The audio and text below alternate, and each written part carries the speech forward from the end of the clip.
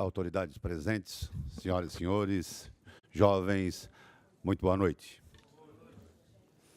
A Assembleia Legislativa do Estado de Santa Catarina vem comemorar o Dia da Consciência Jovem no Estado de Santa Catarina, através da Comissão de Defesa dos Direitos da Criança e do Adolescente da Assembleia Legislativa do Estado de Santa Catarina, presidida pelo excelentíssimo senhor deputado estadual Sérgio Mota, que tem a grata satisfação de recebê-los nesta noite.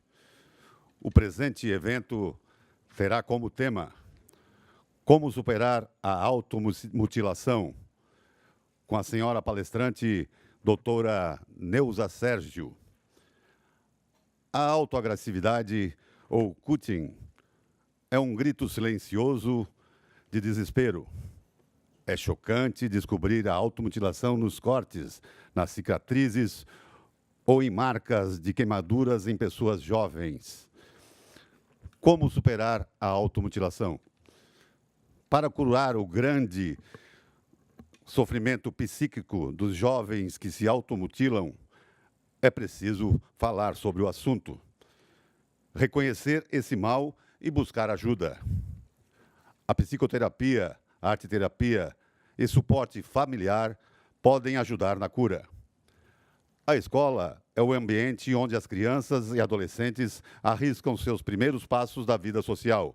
No entanto, esses locais de aprendizado e convivência são assombrados por um problema invisível, a automutilação, forma encontrada por jovens de trocar a dor da alma pela dor física. Embora seja uma doença silenciosa, já é considerada um problema de saúde pública nacional. É importante que os pais e toda a família devam observar o comportamento dos adolescentes e jovens em busca de respostas e amparo. Pais e familiares tentam entender as dores da adolescência e as reais motivações para a automutilação. A palestrante desta noite, doutora Neuza, tem graduação em Medicina pela UFMG, possui residência médica em Cardiologia e Medicina Nuclear em Belo Horizonte, pós-graduação em Psiquiatria, ex-médica horizontal, psiquiatra do Hospital Psiquiátrico Galba Veloso, setor de atendimento e crise. É ex-perita médica em psiquiatria na CEPLAG, Secretaria de Planejamento do Estado de Minas Gerais. Atualmente trabalha como auditora médica na empresa Qualirede. Além disso, é superintendente na Cooperativa Médica Integral ABS, também cofundadora da APP Médico Aqui, Atenção Saúde Domiciliar. Convidamos as seguintes autoridades para a composição da mesa. O excelentíssimo senhor deputado estadual Sérgio Mota.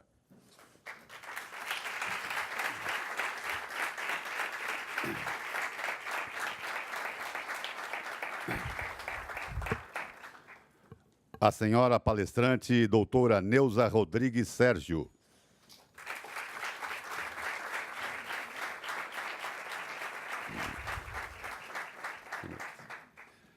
O senhor vereador do município de Florianópolis, Claudinei Marques.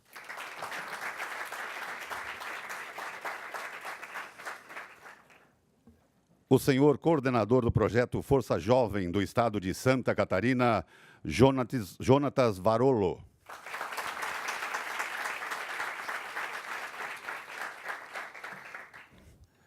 E, neste momento, o cerimonial convida para fazer uso da palavra e abertura dos trabalhos o excelentíssimo senhor presidente da Comissão de Defesa dos Direitos da Criança e do Adolescente da Assembleia Legislativa do Estado de Santa Catarina, deputado estadual Sérgio Mota. Boa noite a todos e a todas as mulheres que aqui estão. E a juventude. O assunto hoje é um pouco complexo, né? Mas é o que nós temos vivido.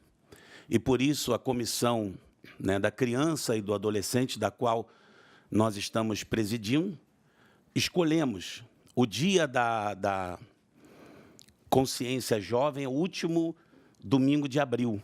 Mas nós escolhemos a data de hoje para podermos reunir e debatermos. Por isso, temos aqui a doutora, né, doutora Neuza Rodrigues, especialista que vai poder falar, e eu quero passar a palavra para ela poder falar desse assunto, que é um assunto que, como eu falei, complexo, mas que está afetando muitas crianças e adolescentes do nosso país. Cerca de 20% dos jovens se automutilam, né? Se automutila, muitas das vezes, por causa de uma dor que está sentindo, de um bullying, de algo que está psicologicamente lhe afligindo. Então, para tirar aquela dor, ele se corta, enfim. E, por isso, doutora Neuza Rodrigues, eu passo a palavra para a senhora, que é especialista, e nós estaremos abordando esse assunto na Comissão da Criança e do Adolescente, porque esse assunto virou, de fato, de verdade, um assunto de saúde pública, né? Um assunto de saúde pública, porque está afligindo, chega a levar o jovem ao suicídio, à automutilação. Então, muito obrigado, né, a presença da senhora, agradeço o vereador de Florianópolis, ao Jonathan, nosso palestrante também, e agradeço toda a FJU que aqui está presente, a juventude, para podermos abordar esse assunto, para ajudarmos a nossa sociedade, ajudarmos o nosso país a termos jovens sadios, livres desse mal. Eu acredito que a automutilação está sendo uma epidemia no nosso país e também no mundo. Então, nós queremos, como presidente da Comissão da Criança e Adolescente, ajudar a nossa juventude a superar, a vencer. Por isso, nós temos aqui vídeos, nós vamos passar vídeos de pessoas que superaram, de pessoas que vivenciaram isso e superaram. Então, nós queremos, a partir de hoje, fazer políticas públicas com esse tema, a automutilação, para podermos ajudar, como falei, a nossa juventude. Então, doutora, muito obrigado pela sua presença, tá bom? Passo a palavra para a doutora, depois nós vamos assistir em seguida o vídeo, né? Então, vamos ouvir primeiro a doutora. A senhora quer fazer uso da tribuna? Seria melhor? Acho melhor a senhora, né? Pois não, então. Vamos ouvir a doutora Neuza Rodrigues falar, e depois nós temos aqui vídeos, e depois vamos ouvir também o nosso palestrante, Jonatas, que vai falar também. Ele tem trabalhado com os jovens, e é muito importante esse assunto ser debatido. A palavra é com a senhora, doutora. Obrigada, deputado Sérgio Mota. Quero agradecer aqui a presença de todos vocês, especialmente a Gisele, a Vera e também a Karina, que me convidaram e também me deram todo o apoio para que eu pudesse estar aqui hoje junto com vocês. Esse tema me emociona muito, especialmente por se tratar de jovens, como estou vendo vários aqui. Eu tive a oportunidade de experimentar a maternidade criando 4 sobrinhos. Ganhei de uma vez só 4 sobrinhos adolescentes, nos quais eu tive que apoiá-los e ajudá-los durante a profissão. Eu sou mineira e somente depois que eu pude terminar a formação com eles é que eu pude me mudar aqui para essa cidade maravilhosa. Deixei eles lá formados e com emprego, e tem 4 anos que eu moro aqui em Florianópolis. E Florianópolis é um lugar que tem tem toda a exuberância da natureza, as pessoas também muito agradáveis, e eu acho que isso vai nos ajudar a levar hoje, apresentar a vocês um tema bem difícil, que pode ser assim realmente um pouco chocante, mas que é uma oportunidade maravilhosa que está iniciando aqui para toda a juventude, especialmente aí no Brasil também, a partir de Santa Catarina e com outros exemplos, porque as coisas, coisas terríveis, elas ficam menores e elas ficam cada vez mais fáceis de lidar à medida que você torna o desconhecido, ele se torna conhecido. E uma palestra, normalmente, se chama uma pessoa que tem experiência e tem expertise no assunto, e a motivação é transmitir para vocês um conhecimento condensado, informações bem específicas que possam ajudá-los tanto no dia a dia, quanto também em casos, eventualmente em casa, ou de algum amigo, ou alguém conhecido na rua. De repente, você vai se deparar com essa situação e também vai poder ajudá-la. O CUT, ou automutilação, então, é como superar. Eu sou formada, eles já passaram aí em psiquiatria, e eu trabalhava justamente no setor de crise. E aqui eu vou passar o conceito de uma maneira muito simples e objetiva para vocês. O que é a automutilação? Ela é uma agressão contra si mesmo, que o indivíduo faz, que o adolescente faz, e ele é intencional.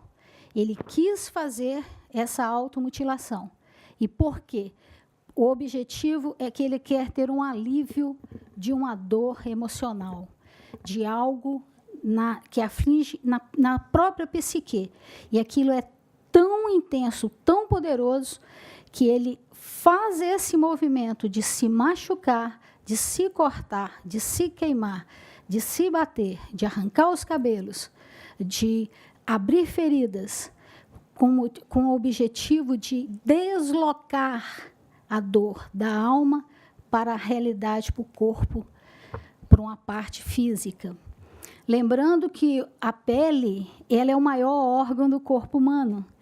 E ela é extremamente sensível e inervada. Em qualquer ponto do seu corpo que você tocar, você vai perceber. Se você beliscar, se você friccionar, ele tem essa sensibilidade. Então, ele pega da psique e ele desloca para o corpo. Próximo, por favor. Aqui, quando a gente fala, né, de situações psíquicas, nós temos que lembrar de Freud, o fundador e o criador da psicanálise. É uma ciência que estuda, faz uma análise psíquica. E Freud, ele fez esse tipo de comparação, essa metáfora, em que ele definiu na teoria freudiana o consciente e o inconsciente. Então, imagina como se você estivesse em alto mar, no meio do oceano, e ali tem uma pedra de gelo, uma pedra enorme, uma montanha de gelo. Você consegue ver a parte que está acima da superfície, mas abaixo das profundezas tem uma porção muito maior. Então, daí, o inconsciente, ele é toda essa parte que está abaixo da superfície. O que é consciente? O que nosso cérebro consegue perceber? Nosso cérebro, ele percebe aquela pequena porção que, através do nosso raciocínio, a nossa percepção, aqui você vê quantas pessoas tem, as pessoas aqui na mesa, o senhor na câmara, mas tem muitos mais detalhes que você não consegue perceber conscientemente. Os nossos pensamentos, a memória, a capacidade criativa, gerar fantasias, isso tudo é da nossa parte consciente.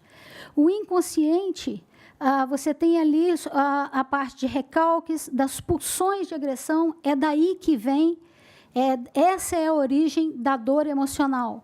É nessas pulsões agressivas, nessas pulsões inatas e nos medos e fobias das pessoas que estão nesse inconsciente. Recentemente, Freud fez essa teoria no final de 1800, início do século XX. Há 30 anos, mais ou menos, nós temos uma nova ciência à disposição da humanidade, que é a neurociências, em que nós estudamos o cérebro com as suas funções e com as suas interações. O cérebro, ele também tem essa relação. Uma parte nós já sabemos de como que o cérebro funciona. Agora, tem uma grande parte que ainda está na penumbra, tem uma parte que ainda ela é inconsciente. Pode passar. Eu trouxe essa imagem do cérebro para a gente falar sobre as alterações cognitivas no adolescente. Já se sabe que o cérebro do adolescente, o adolescente ainda está em crescimento, criança mais velha, ou o adolescente ele ainda está em crescimento ósseo, crescimento de corporação, a composição corpórea, e o cérebro também. E aqui é muito importante, deputada, que eu gostaria de alertar as autoridades para esse dado. Eles colocam, isso é uma pesquisa da USP, em que eles colocaram que a automutilação ela tem uma faixa que ela é mais frequente, ali na segunda década, 11 a 15 anos. E, incrivelmente, e a gente tem que respeitar isso, que somente após um período dessa primeira fase, mais de 90% das pessoas, dos adolescentes, eles vão ter um amadurecimento neurológico.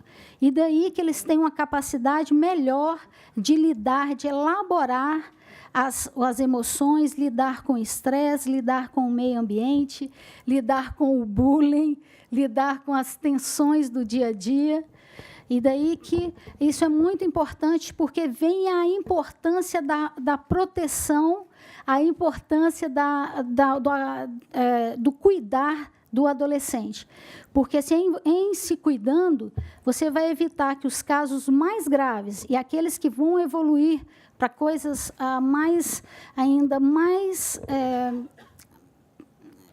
degradantes, mais assim, com risco à vida, que até mesmo levar à tentativa de autoextermínio, de suicídio, e outros transtornos também que podem deixar uma vida desperdiçada. Ok? Pode passar. Aqui as formas de automutilação na adolescência, que a gente fala muito do que é o mais clássico, que são os cortes. E eles se cortam, eles deixam as marcas no corpo, através do que está mais disponível, né? Às vezes giletes, navalhas, coisas que estão dentro daquele estojo escolar, às vezes tiram do apontador aquela laminazinha e se machucam com canetas, com coisas cortantes, pontiagudas. Mas também tem outras formas também, que são um pouco mais bizarras e que podem, às vezes, confundir, mas também são bem tristes de ocorrer. A questão de se queimar com cigarros, com fósforo, com produtos abrasivos. Às vezes se machucam, mordem os lábios até sangrar ou provocam feridas no corpo.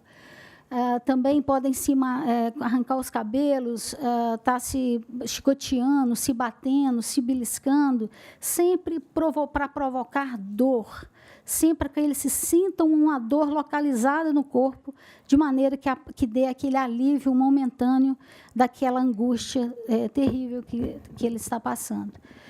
Aqui também tem alguns medicamentos, tem outras formas também.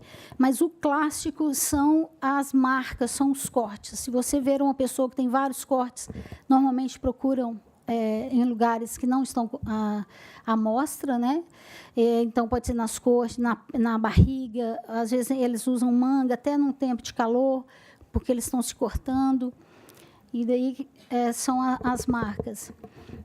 Essas são as mais clássicas. Aqui são dados epidemiológicos, deputado Sérgio, que eu trouxe, que é muito pertinente dentro da sua fala, da questão de ser um problema silencioso, quer dizer que ele está ali, a gente ainda não percebemos a dimensão. E aqui, esses dados do Ministério da Saúde, referente a 2017. Foi uma publicação do Ministério da Saúde, dados oficiais de 2017. Então, eles pegaram um período de 2011 a 2016 e veio a porcentagem de pessoas que, em 2016, 15% dos casos de violência, eles são devidos à lesão autoprovocada. Então, um número muito importante, 176 mil pessoas, naquela época, eles já estavam provocando agressões em si mesmo. Ali nós temos uma frequência dentro da epidemiologia, aqui os dados epidemiológicos é como se fossem as nossas pistas para a gente montar um quadro e imaginar o que vai acontecer, mas se não houver uma intervenção bem objetiva nas situações. Dali, 65% é em mulheres. E em torno de 34%, 35% em homens. A idade é entre 12 a 30 anos, então a segunda e a terceira década de vida, mais frequente na segunda década, então 11, 12 anos. E ali um dado que é muito importante, que dá para reflexão, é que teve um aumento nessa época. Se você for pegar, eu estou sem aquele apontador aqui, mas ali eu tenho duas curvas ali ascendentes. Isso é na ordenada ali do tempo. À medida que houve passagem do tempo, foi aumentando progressivamente numa curva em ascenso dos casos de automutilação. Em 5 anos, 200% de aumento é uma coisa muito assombrosa em termos de dados, em termos de população. É realmente muito preocupante essa estatística. Ali, eu só queria voltar só um pouquinho a um outro ponto que é importante para as autoridades estarem bem cientes, que houve um aumento. Ali tem uma diferença entre homens e mulheres, mais frequente nas mulheres. Mas o aumento foi tanto nos homens quanto nas mulheres. Então, tem algum fator em comum que está levando a esse aumento em ambos os gêneros, mesmo considerando a maior prevalência nas mulheres. Pode passar. Aqui os dados de ocorrência também, nessa época também, nós colocamos ali, repetindo ali o aumento. Aqui, em relação à escola, em relação ao que foi dito em termos de comunidade, as notificações, elas colocaram que a escolaridade, em torno de 30,5%, o ensino fundamental incompleto ou completo. 23,5% ensino médio incompleto ou completo. Tá? Então, a escolaridade ela está batendo com a faixa etária de maior prevalência. Uma parte muito grande, 39%, estava com a escolaridade ignorada. Pode ser por problemas de notificação, tá? Mas isso, em esclarecendo, vai definir que é mais nessa faixa escolar, realmente essa faixa etária, 12, 16 anos, com a maior notificação, um maior número de dados notificados, a gente vai ter um perfil melhor delimitado.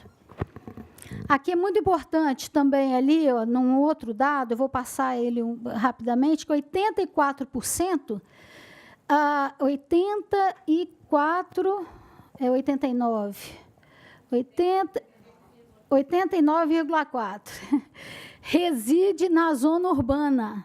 Então, é uma patologia que ela está ocorrendo onde há muito acesso a informações e há um ambiente mais propício para, talvez, gerar essa angústia. E o dado que o último dado, 84% dos casos acontecem, as pessoas se machucam dentro de casa. Tá? Isso é outra coisa muito importante, porque ela é silenciosa. A família ainda não está ciente exatamente do que está ocorrendo e já está ocorrendo uma coisa extremamente grave dentro de casa. Essa criança, essa adolescente, está muito perturbado a ponto de estar se machucando. Aqui houve recentemente, no final aí do mês de abril, o governo colocou uma medida provisória colocando que os hospitais e as escolas, obrigatoriamente, eles terão que notificar casos de automutilação e tentativa de suicídio. Então, nós temos aqueles dados de 2017, agora vai ser obrigado a notificar, e, a partir daí, a gente espera que comece a girar aí um movimento para poder contrapor ao aumento de casos. Agora, como reconhecer? Né? Eu espero que aqui vocês consigam, se souber de alguém, já poder ajudá-los. Então, normalmente, as pessoas vão alterar os hábitos, de repente, elas começam a ficar mais hipoativas, quer dizer que elas ficam um pouco mais paradas, mais depressivas, tem um desempenho escolar, de repente, ele diminui, qualquer atividade que ele faça também começou a ter um desempenho ruim, parou de sair com os colegas, está sempre mais quieto, mais só. E daí é uma coisa que você pode suspeitar. Falei assim, olha, mas isso pode ser só uma depressão, pode ser que ele não esteja se machucando. Isso realmente, mas você só vai, esse diagnóstico de automutilação, por caracteristicamente a pessoa esconder que ela está passando por isso, você tem que suspeitar, você tem que pensar se aquilo está ocorrendo. Ou uma descoberta por acaso, que seja que a mãe descobriu os cortes na criança, no adolescente, ou um colega de escola, ele contou, ele viu, ou ali numa situação ali que estava usando uma roupa e de repente apareceu as marcas. É assim, quando aparece é uma coisa assim muito inequívoca, realmente é o diagnóstico ali de automutilação. Deixa eu passar. Aqui, como lidar, né? Isso aqui, aí, como lidar, primeiro, vai ser o tipo da descoberta.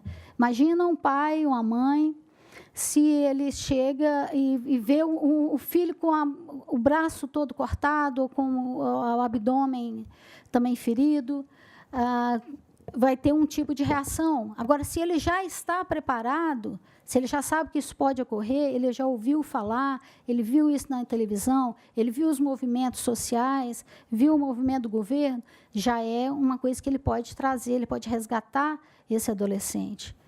Então, isso é os sinais diretos e indiretos que eu falei, que é da hipoatividade, é a pessoa ficar mais deprimido, é começar a se esconder, mudou o comportamento, diminuiu o desempenho.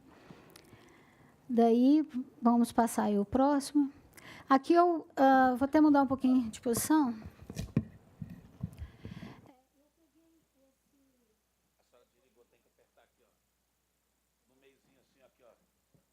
Pronto. Deixa eu vir aqui. Tá bom. Tá bom? Alô?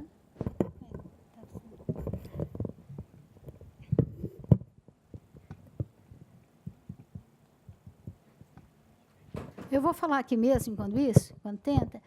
Então, esse depoimento ele está público, por isso que eu trouxe esse depoimento, e também tem as iniciais. Mas aí ele vai falar de uma coisa, ele está falando do que ele está sentindo. Eu vou ler aqui rapidamente. Me corto há um bom tempo, e aqui tem uns erros aqui de português que eu copiei exatamente como eu encontrei. Mas faço nas coxas. Quer ler aí, Sérgio? Por favor, você que está mais perto.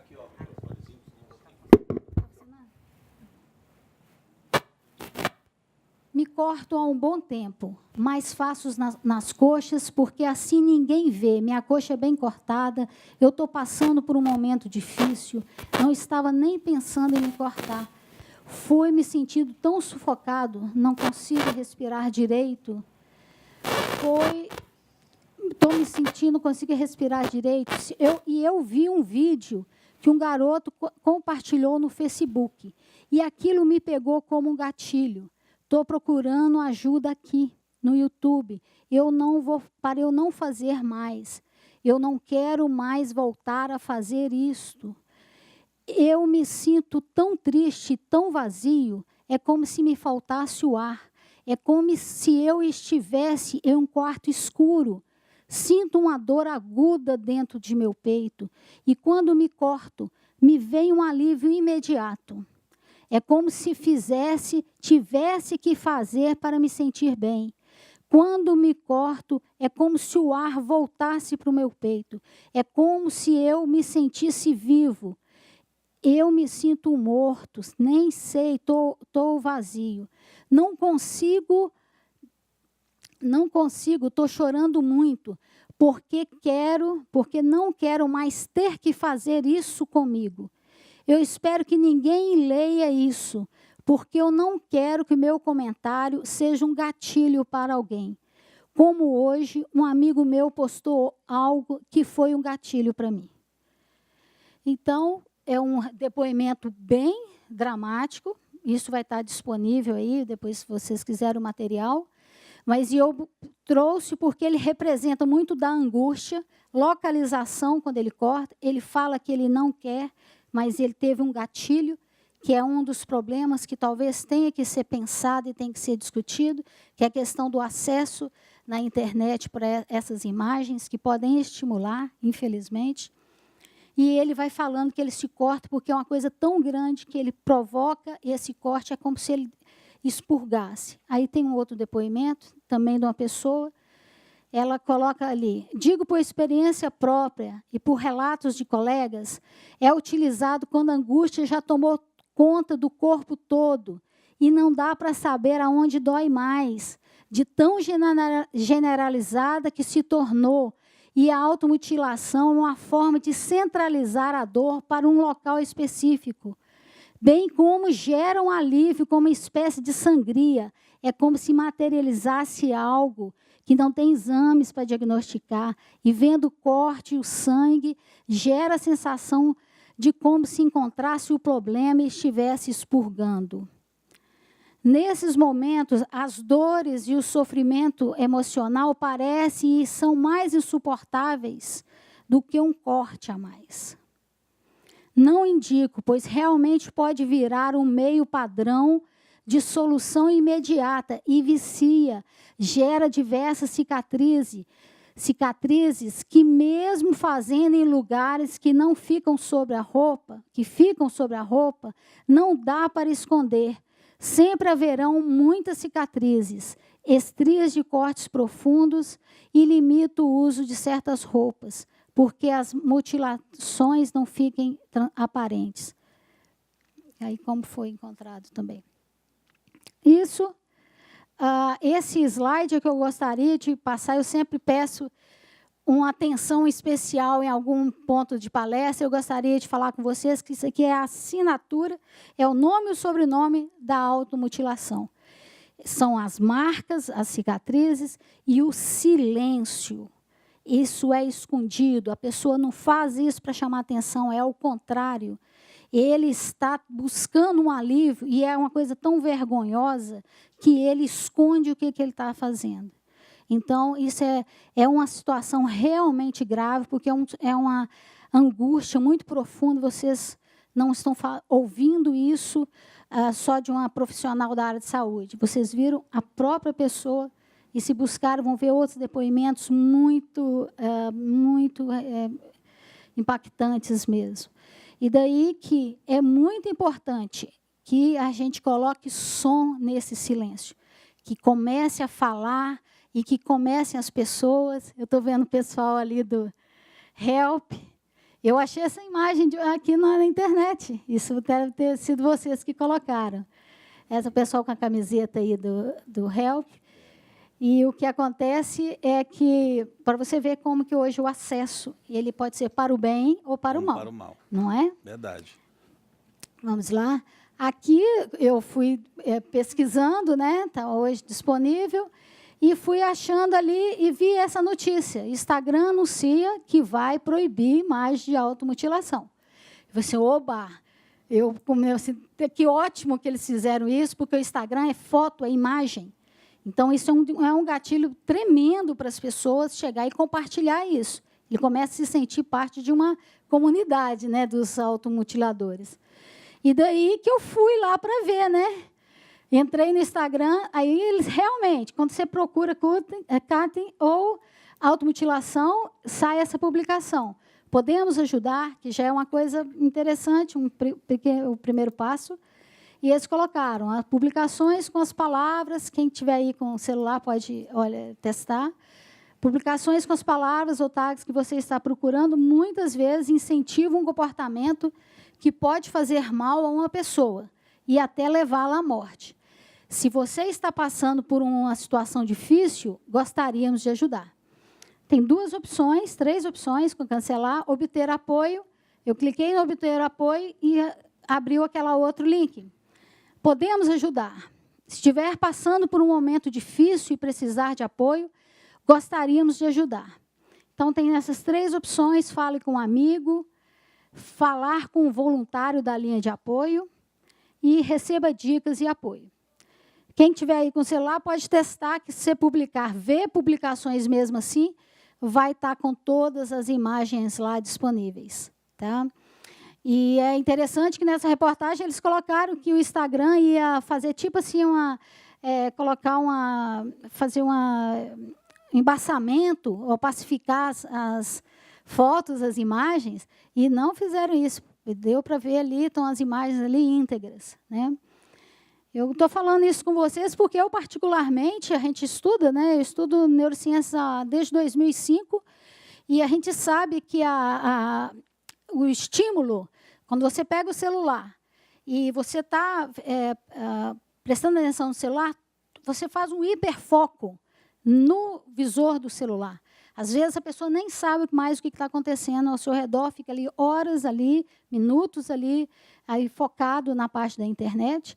E isso vai diretamente para os seus neurônios, passa somente pelo globo ocular e diretamente para os seus neurônios. Então ele pode te induzir, te influenciar, ele pode disparar alguma coisa interna, e depois você fazer algo que realmente não era o que você desejaria fazer numa situação normal. É muito diferente, por exemplo, quando você vai entrar numa sala, que você vê pessoas, escuta barulhos, vê movimentos, cumprimenta alguém, você está com atenção difusa. Então, o impacto do ambiente não é tão grande em você especificamente. Mas o visor do celular, sim. O celular, o smartphone, sim. Ele é diretamente. Quem já navega deve ter visto. De repente, uma pessoa andando com o celular cai num buraco no bueiro, passa alguém que carrega a bolsa. Algumas coisas assim, né, meio dark, aí acontecem, porque a pessoa está tão vidrada ali, né, roubos, essas coisas. Né? E daí que é uma coisa que a sociedade vai ter que lidar, porque todos usam, virou um costume. Né? Aqui a questão da baleia azul. Uhum. Aqui é uma gamificação, né? A gente usa na inovação. Né? Um dos motivos que eu vim para Florianópolis é pela característica de inovação. Lá no meu trabalho, nós trabalhamos com inovação, fizemos o aplicativo. E daí que a gente sabe que a gamificação, que é formar um jogo, envolver, engajar as pessoas, é uma das formas da gente lançar um produto. Então, chega a baleia azul, o que ocorreu foi isso, espalhou, capilarizou muito rapidamente, porque eles envolviam a pessoa num jogo. Então, você imagina a pessoa com hiperfoco, está ali vidrado ali no celular, e ele começa a mandar ordens, missões, vai ganhar bônus, fazendo ameaças se a pessoa não cumprir aquele ponto. E lembrando ainda que é numa faixa etária que a pessoa ainda está amadurecendo. Não é só na idade cronológica, mas em termos de neurônios, ela ainda está amadurecendo. Ela não tem dados, ela está muito vulnerável. Então, isso aí é um mal muito determinante. Agora, doutora, a presença dos pais também é fundamental, né? Sim. Vai ser necessário isso. Uma campanha deputado, também, sim. Porque hoje em dia a gente vê que os adolescentes estão sendo criados devido a o estresse de hoje, a competitividade, os pais têm que trabalhar. Eu vim de uma família, né, pobre, e eu nasci numa comunidade no Rio de Janeiro, numa favela. Sim. Lá chama comunidade, uma favela, e eu tinha tudo para ser um drogado, um traficante, que eu vivia no meio ali do tráfico. Mas os meus pais, sempre presente ali, com quem eu andava, sempre ali educando, mostrando. Eu acho que falta muito isso hoje na nossa sociedade. Exatamente. Falta exatamente isso. Eu concordo com o senhor. Saber o que o filho está vendo no WhatsApp. Quem é pai e mãe aqui, tem alguém que tem crianças, vocês sabem, e realmente, às vezes, você está terceirizando para o smartphone. Porque, às vezes, todo mundo sabe, na escola, os amigos, e os pais, às vezes, é o último a saber que o filho está usando droga, que o filho está se automutilando. Na verdade, Exatamente. às vezes, os pais são os últimos, ficam surpresos. Eu atendi muito na minha vida pastoral, de sacerdote, pais assim. Quer dizer, todo mundo sabia e eles são sempre os últimos, mas acho que falta a presença dos pais na vida dos jovens e adolescentes, para evitar muitas coisas do tipo como a automutilação. Exatamente. Eu concordo plenamente com o senhor. Eu, pessoalmente, como médica também. Pessoalmente, quando eu criei os meus sobrinhos, eu fui muito linha dura com eles. Eu exigia assim, e todos se organizaram, mesmo tendo vindo desestruturados. Né? Eu lembro que um dia eu fui para lá visitar o meu sobrinho, lá na faculdade, e ele lá no DA, no negócio de sinuca. Aí eu falei assim, sinuca não. Ah, meus amigos, que não sei o quê. amigo de sinuca, não. E você endireita. Agora, se eu não fosse lá para eu ver, quem que ia me contar? Então, eu concordo na prática com o senhor. Como médica, eu falo que, nessa fase, ali foi mostrado que ele ainda não formou os neurônios, ele não tem um arcabouço, ele não tem um capital intelectual ainda, ele não tem dados para processar. Então, é muito importante que os pais sejam realmente pai e mãe nessa fase desse amadurecimento. Deixá-lo pronto para ele poder viver a vida.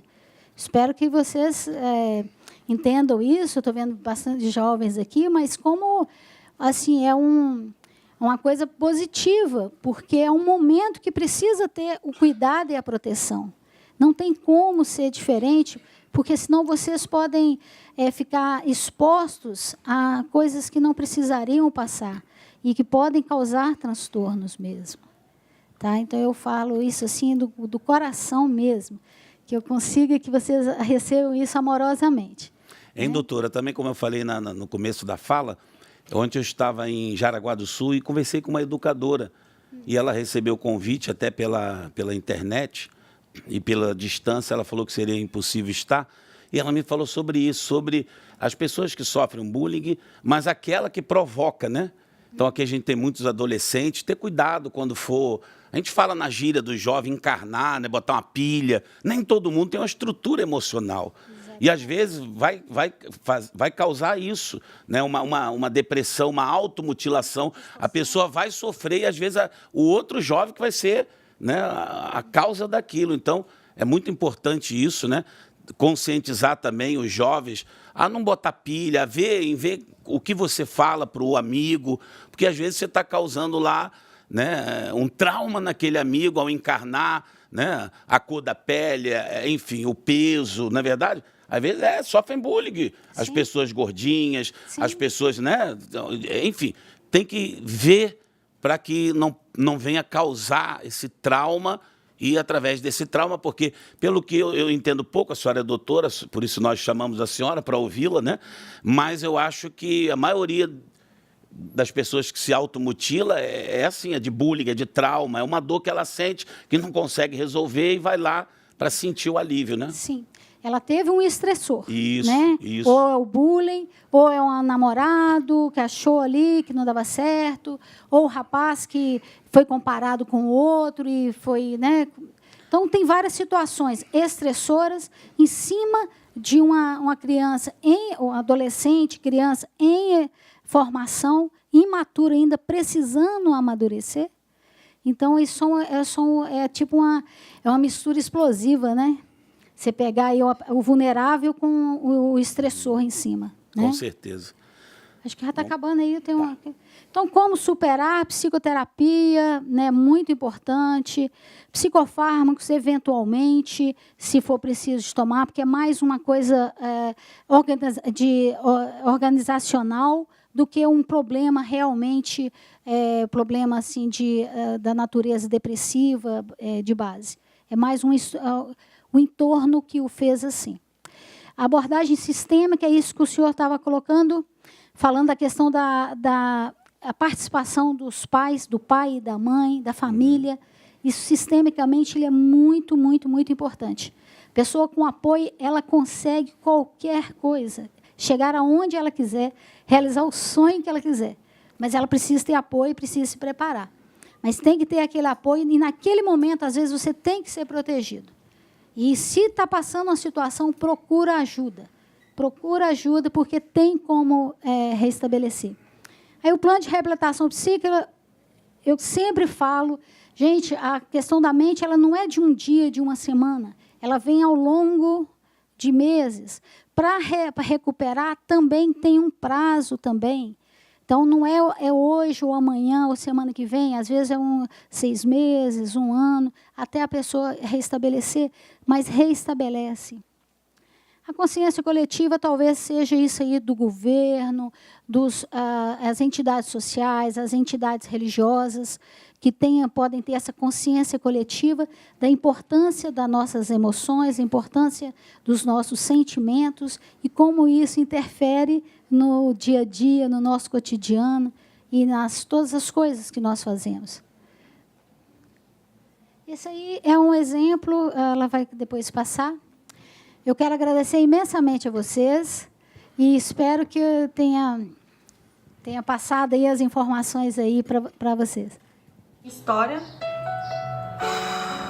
É difícil falar disso ainda. Eu sou diagnosticada com um quadro de depressão crônica. Eu me sentia muito rejeitada pela pessoa que mais eu queria ser amada, sabe? Era muito difícil. E aí eu fui crescendo, os problemas foram piorando, foi se intensificando, até que um dia eu comecei a me cortar. Eu me machucava porque, de alguma forma, eu queria que a dor fosse física. Porque a dor aqui dentro era muito pior do que a dor física. Mas não passava. Até que chegou uma época que eu lembro que eu não tinha vontade de acordar mais. Era muito difícil passar o dia. Levantar uma luta. Quando eu acordava, eu pensava, ai meu Deus, mais um dia. Tinha que passar a luta na escola, chegava em casa, era uma luta em casa, eu apanhava muito. Então, pra mim, viver era um fardo. Começou a ser um fardo. Quando alguém tá no ponto de tentar suicídio, não é do nada. Não é pra chamar atenção, é porque é difícil. Porque é difícil. E naquele momento, entrou o médico na sala, ele olhou pra mim muito calmo, e ele falou assim, por que você fez isso? Você é tão jovem. E aí eu me abri pra ele, eu falei, olha, falar bem a verdade pra você, eu não sei porque eu vim pro mundo, eu não sei porque eu vivo, eu não tenho vontade de viver. Se viver, sofrer, eu não quero viver. E ele falou assim, aí ele pegou e botou a mão assim na máquina de batimentos, ele falou, você sabe o que é isso aqui? Aí eu falei, sei, são os meus batimentos. Ele falou, não, isso aqui é um resumo da vida. Eu falei, como assim? Aí ele foi com o dedo assim, ó, gente, na máquina. Ele falou assim, na vida, se você não tiver altos e baixos, você morre.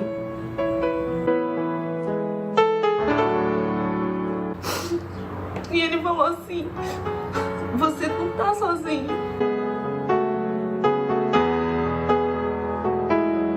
Um dia você vai entender por que você tá passando por tudo isso. Você só não pode desistir, ele falou. E aí eu senti uma calmaria muito grande e ele saiu do quarto. Eu comecei a chorar muito e uma enfermeira entrou no meu quarto pra fazer o meu curativo. E quando ela entrou, eu lembro que eu falei assim, enfermeira, como é o nome do médico que acabou de sair daqui? Aí ela falou, que médico? O médico ainda não veio te ver. Eu falei, não, será que não era enfermeiro então? O rapaz acabou de sair daqui. Ela falou, como que ele era? Aí eu peguei 10 características físicas dele. E daí, gente, eu juro pra vocês, eu lembro como se fosse hoje a cara que ela fez, o jeito que ela falou, eu lembro tudo. E ela olhou pra mim e falou assim, amada, eu tô aqui do lado de fora do seu quarto o tempo todo. Ninguém entrou aqui.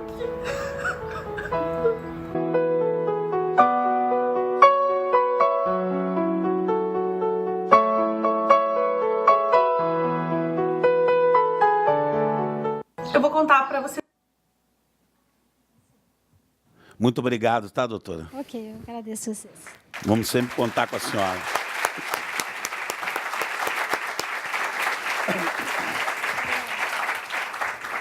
Graças a Deus. Quero também registrar a presença aqui da Jaqueline Vieira Golini, né? Fica de pé, por favor. Veio de Itapema, né? É assistente social, né? Do CRES de Itapema. Eliette, também assistente social, né? Veio de Itapema também, muito obrigado pela presença. Viviane e amiga também vieram de Blumenau, né? Muito obrigado mesmo pela presença. Vamos ouvir agora o Jonathan, esse homem de Deus, também um palestrante, trabalha muito com a juventude de Santa Catarina, e eu sei que ele tem muito para falar para todos nós. Então, é a sua vez agora, senhor Jonathan. Pode ir lá na tribuna, lá. Se o senhor quiser pegar o microfone, aqui, isso. Boa noite, gente. Quero agradecer aqui nosso deputado estadual, Sérgio Mota, e a todos que vieram prestigiar esse momento, né, tão importante. E eu queria falar um pouquinho para vocês desse projeto HELP. É um projeto formado por jovens voluntários, e são jovens que tiveram essa experiência que a doutora bem falou. E o tema que nós usamos é justamente levar os jovens a quebrar o silêncio. Porque muitos jovens, por conta dos problemas familiares, por conta dos problemas na escola, como o bispo bem falou sobre o bullying, eles acabam se fechando. Eles acabam se fechando, carregando consigo os traumas, as decepções, os complexos, vão se sentindo inferior, vão se sentindo incapazes, e eles acabam se fechando diante dessa situação. E quando se abrem, muitas vezes não são compreendidos, muitas vezes nós temos lidado com isso, nós temos atendido jovens, são milhares de jovens que nós atendemos através das redes sociais do Help, através do nosso WhatsApp, que é específico para atender jovens com esse tipo de problema. Então, muitas vezes, quando esses jovens se abrem, até com os pais acham, por não saber, acham que é frescura, bispo. Acham que é frescura porque às vezes fala assim, menino, não falta nada para você. Você tem tudo. Então, muitas vezes, por falta da compreensão dos pais, se fecham. Se abrem com alguém na escola, se abrem com alguém no trabalho, muitas vezes, como a doutora colocou aqui, o depoimento, usam isso até para zoar, para colocar pilha, para zombar, para fazer bullying. Então, eles acabam se fechando. E o início para amenizar essa dor interna é o corte nos braços, é o corte na perna. Mas isso é só o começo. Porque chega uma hora que a dor que ela tem no seu interior não é amenizada com um corte no braço. Já não, o corte nas pernas já não traz mais aquela sensação de bem-estar. Então, aonde começa a vir os pensamentos. Por que ele vive? Para que ele vive? É aquela crise existencial.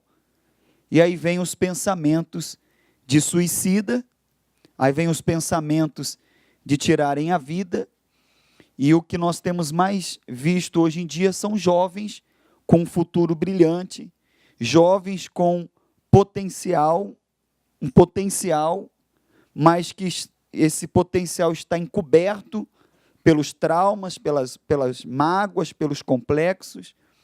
Então, acabam alguns alimentando esse pensamento de suicida e outros acabam cometendo o suicídio.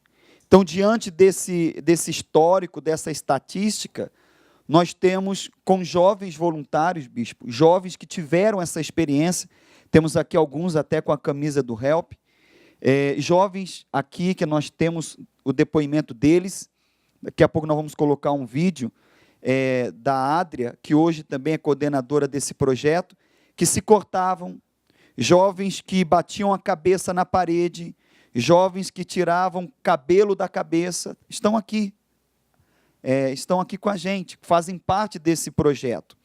Então, quando a gente, com esse grupo, vai às escolas, que nós temos ido às escolas, e quando a gente vai num período, Bispo Sérgio Mota, doutora, vereador, quando a gente vai num período, a situação está tão grave que os próprios diretores, professores, eles pedem, já remarca para a gente em outro período, então toda a escola que a gente tem conseguido entrar, eles pedem para a gente voltar para fazer a palestra em outro período, para poder levar essa mensagem.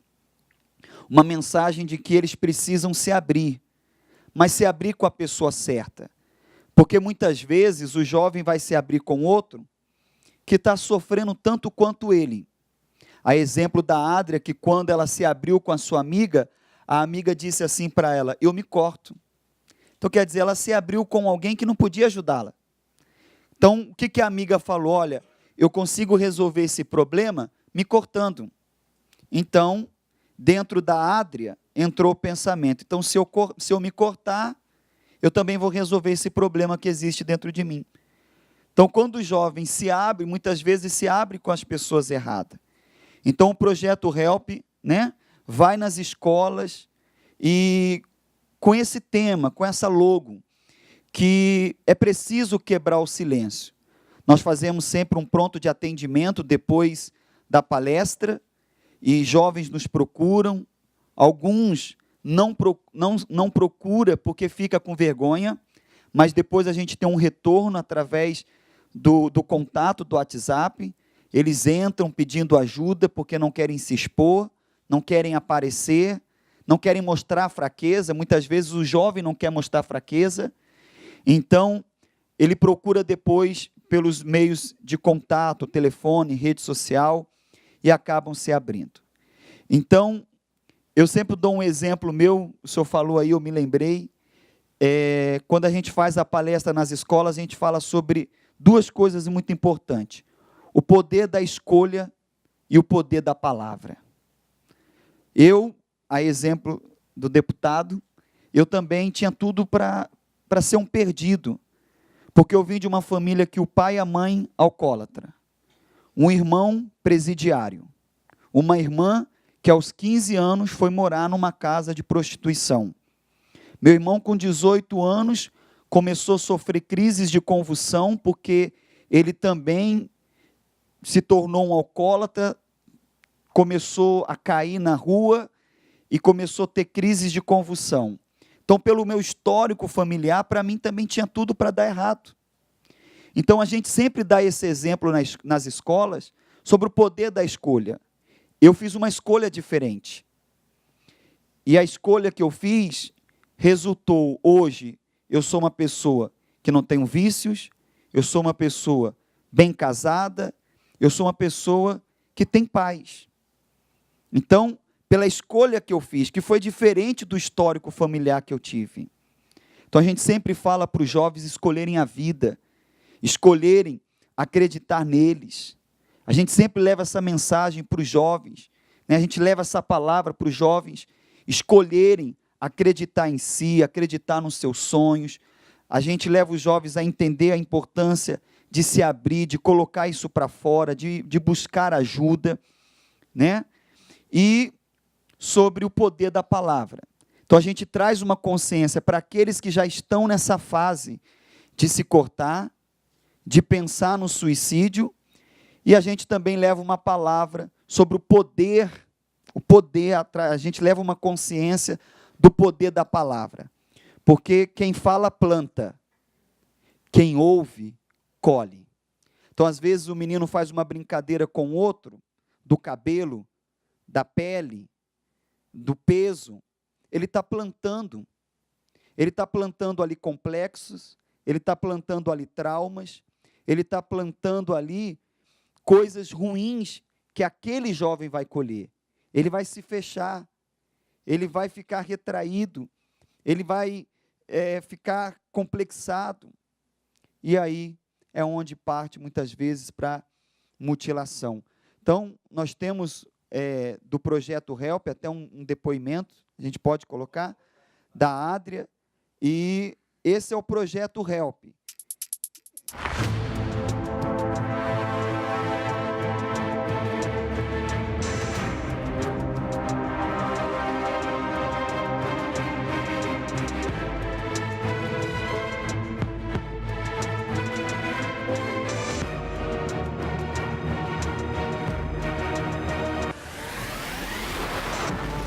A escola é o ambiente onde crianças e adolescentes arriscam os primeiros passos da vida social.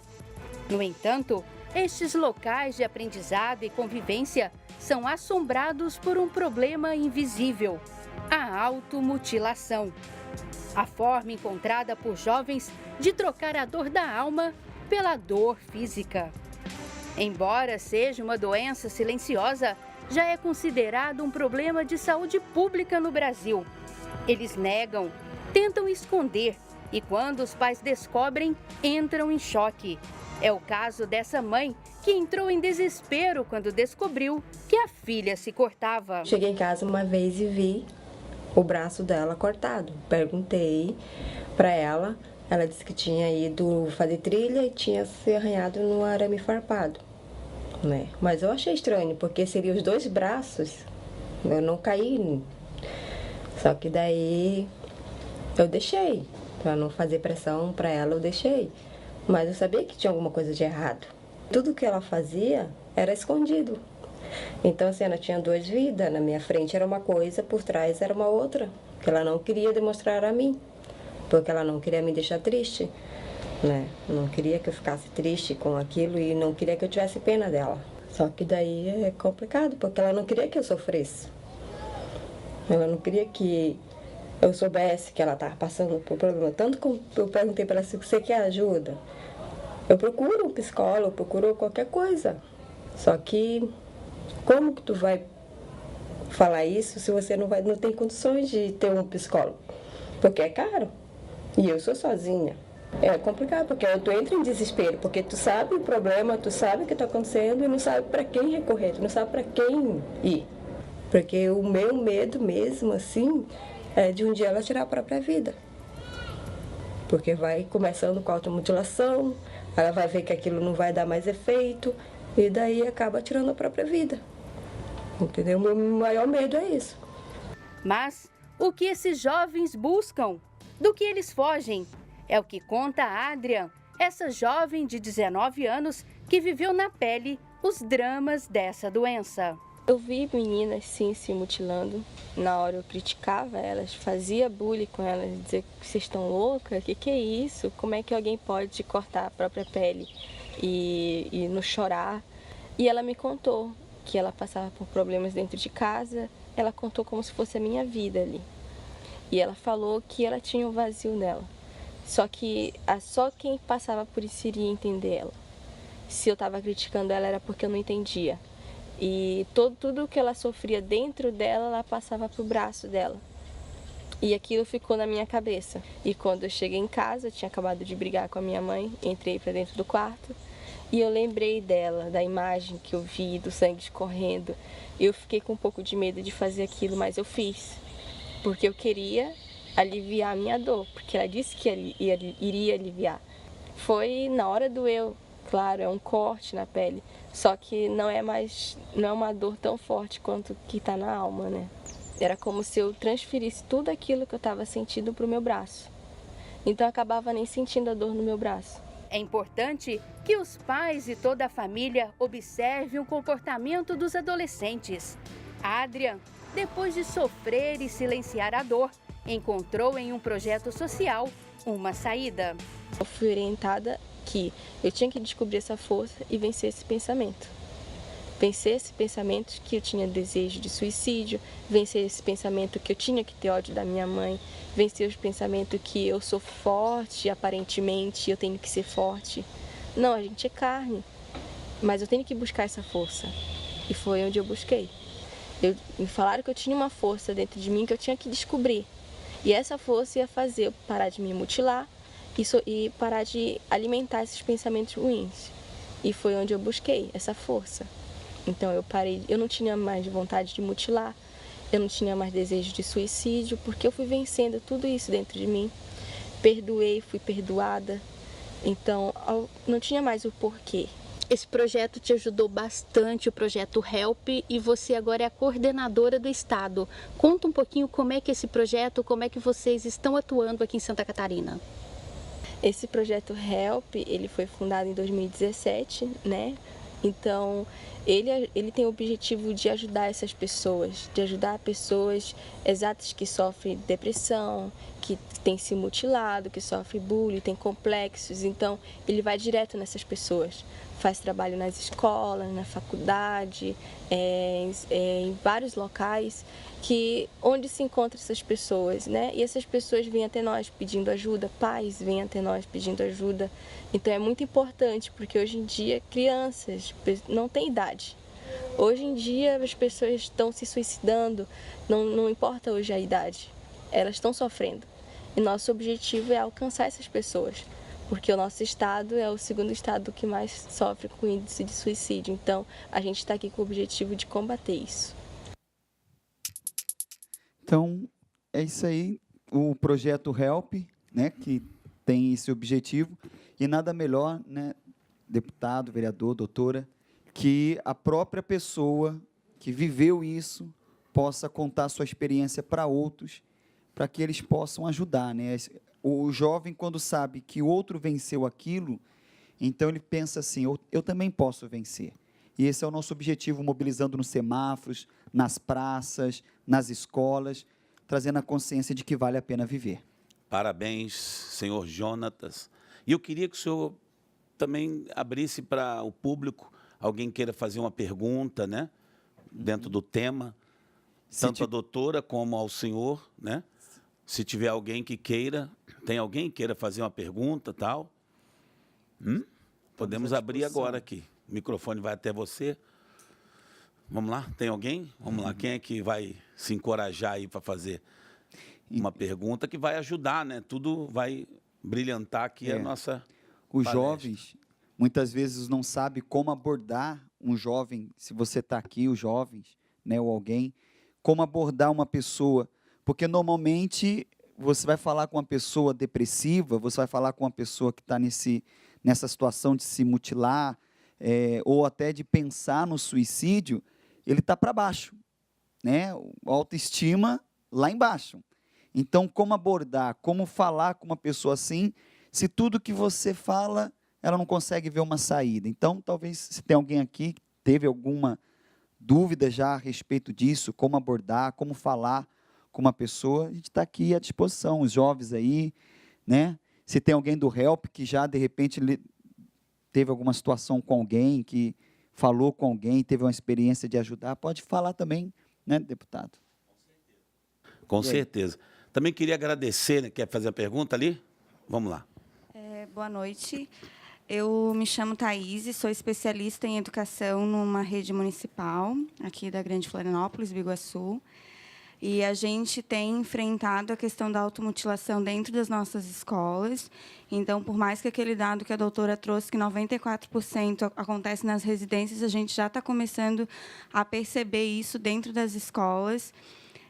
E existe um apavoro, né, nosso, porque a gente também não sabe lidar, a gente, pedagogos, especialistas, com essa situação específica, assim. Então, acho que ter um grupo de apoio onde adolescentes e jovens possam falar numa linguagem deles própria, eu acho que é bem importante, assim, porque alcança mais do que a gente, né? E outra questão também, que é um paradigma, um estigma, na verdade, para a gente, é a questão do silêncio, porque a gente também tem um pouco de medo de tratar dessas questões e virar, tipo, meio que viralizar, assim, sabe? Então, eu acredito, hoje, para mim, sai a seguinte aprendizado, assim, que é a questão de romper o silêncio, falar sobre, discutir, conversar sobre isso, né? Mas, por muito tempo, às vezes, a gente senta preocupados, a equipe pedagógica, preocupados com a situação, mas também muito temerosos de lidar com essa temática nas escolas. Mas está ali, está acontecendo, né? Então, eu acho que ter um grupo de apoio que os próprios jovens possam contar da sua experiência vencendo, né? E isso eu acho que é bem positivo. E essa é a ideia do projeto, né? Jovens, como bem disse, que fala a língua dos jovens, né? Então, falam a mesma língua, eles ficam mais à vontade em se abrir.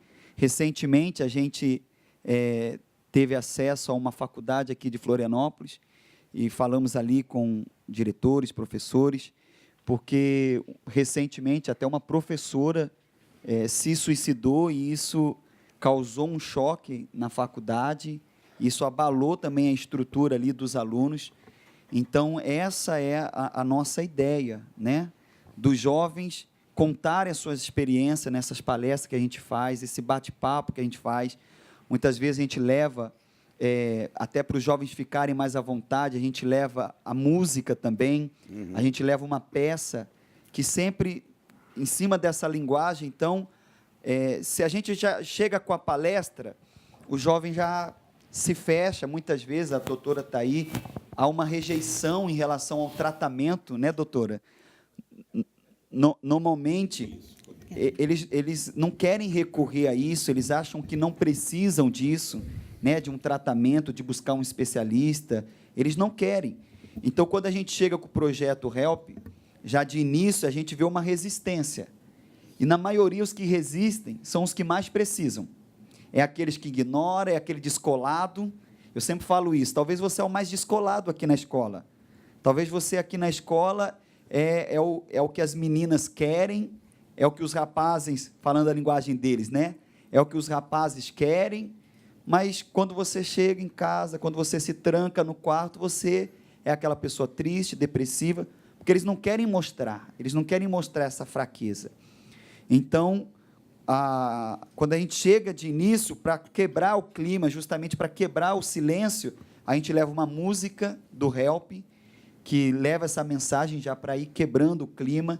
Depois a gente apresenta uma peça de teatro, sempre com essa linguagem, falando sobre isso, e aí a gente vê que eles vão ficando mais à vontade. Depois a gente dá ali uma palavra de motivação, porque muitas vezes o que eles ouvem em casa, a exemplo da Adria, que está ali, deu depoimento. Cadê a Adria?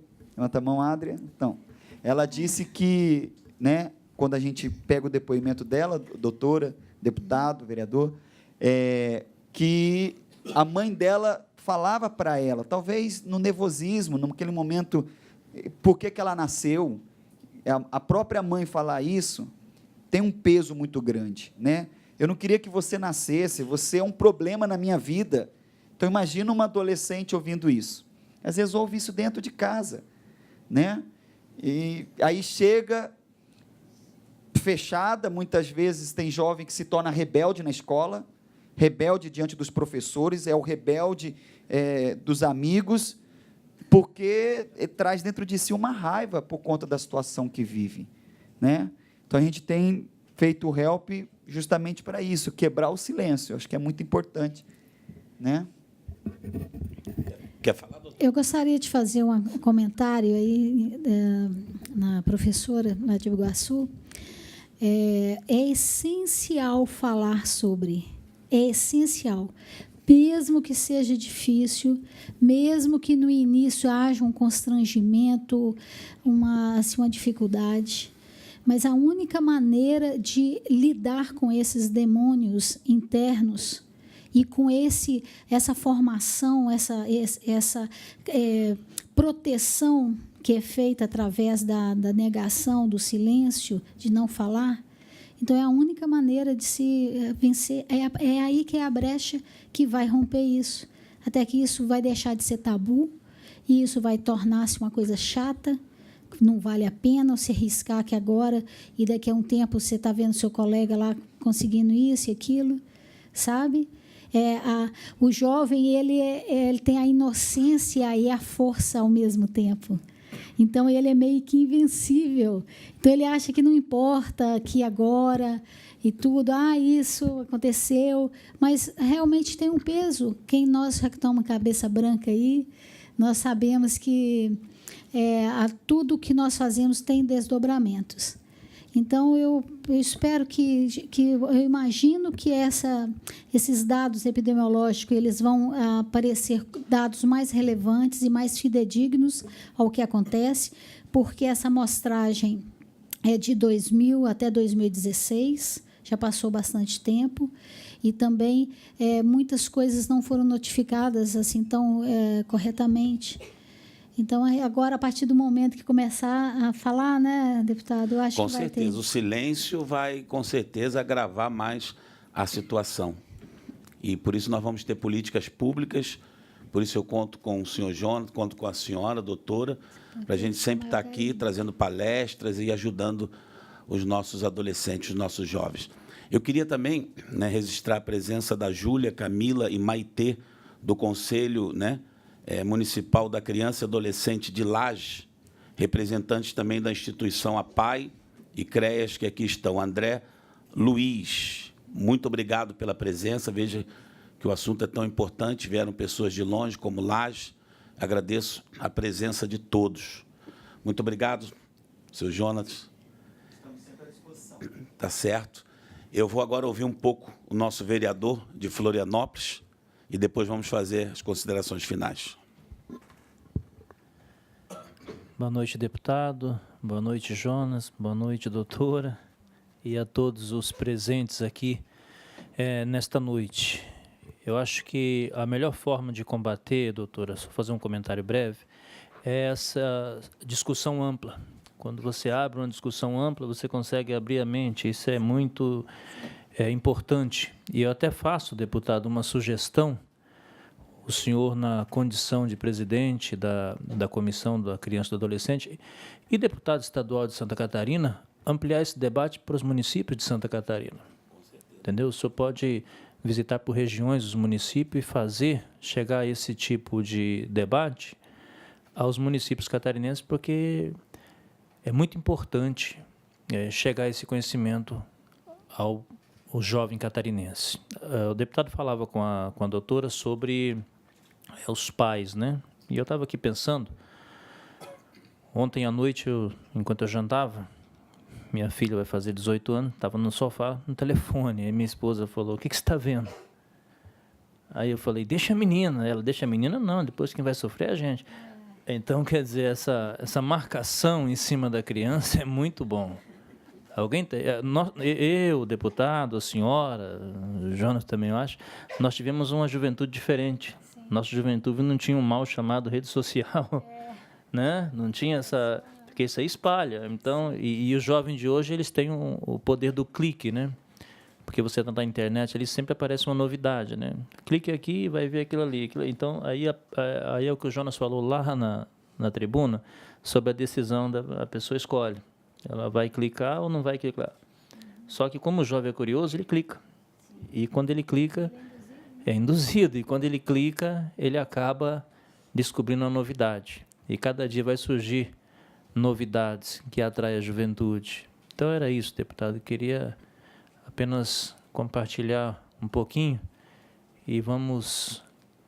que esse que é o caminho. Acho que o caminho do diálogo, da discussão, o caminho onde você abre possibilidades, esse é o caminho que leva às soluções. Então, é mais ou menos por aí. Foi muito bacana e muito obrigado pelo convite para a gente poder estar aqui.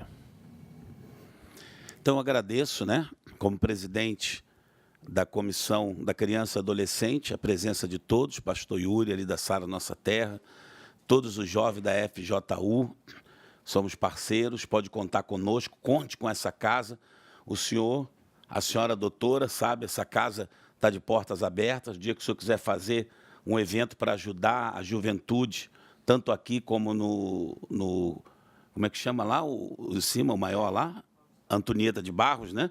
Tanto aqui como no Antonieta de Barros, as portas estão abertas, em nome do nosso presidente Júlio Garcia, que ele já falou isso para nós, que as portas estão abertas. Se é para ajudar a sociedade, então essa casa está de portas abertas. Agradeço o pessoal da TVA, todos os funcionários, muito obrigado mesmo, o pessoal do nosso gabinete, todos que aqui estão presentes, né? A Vera também, né? A Lise, todos que vieram, se a gente for nomear todos, a gente não sai daqui hoje. Muito obrigado, então dou por encerrado. Agradeço a presença de todos. Que Deus ilumine e abençoe a todos.